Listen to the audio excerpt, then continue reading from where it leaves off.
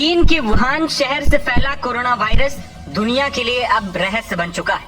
तमाम रिसर्च के बावजूद वैज्ञानिक इस निष्कर्ष पर नहीं पहुंच पाए हैं कि कोरोना वायरस की उत्पत्ति कैसे और कहां से हुई थी और ये दुनिया में कैसे फैल गया था।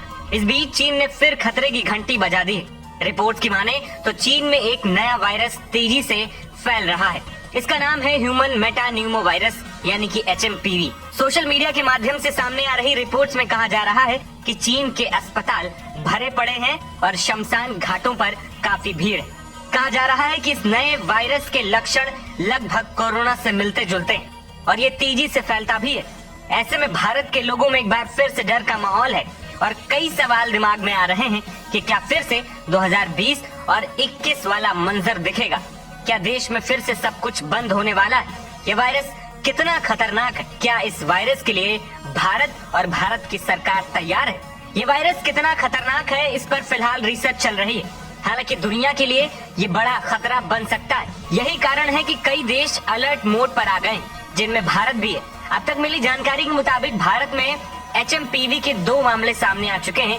दोनों ही मामले कर्नाटक राज्य से सामने आए, जहां के 3 साल की एक बच्ची में पहला केस दिखा, जिसका इलाज करने के बाद उसे अस्पताल से डिस्चार्ज कर दिया गया।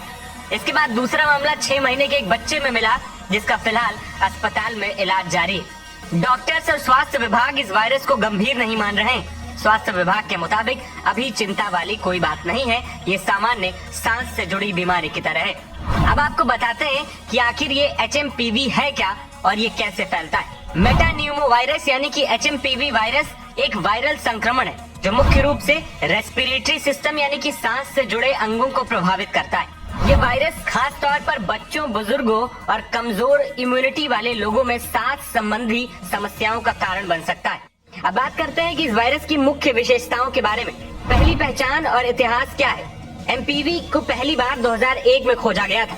ये पैरामाइक्सिडिडे परिवार का सदस्य है, जिसमें रेस्पिरेटरी सिंसिटियल वायरस यानी कि RSV भी शामिल है। अब ये संक्रमण फैलता कैसे, ये हम आपको बताते हैं। संक्रमित व्यक्ति के खांसने, छींकने या फिर संपर्क में आने से वायरस संक्रमितों सतहों को छूने के बाद मुंह, नाक या आंखों को छूने से फैलता है। इसके लक्षण है सामान्य जुकाम यानी कि सर्दी और खांसी, गले में खराश, बुखार, सांस लेने में कठिनाई होना और निमोनिया जैसे गंभीर स्वास्थ्य रोग।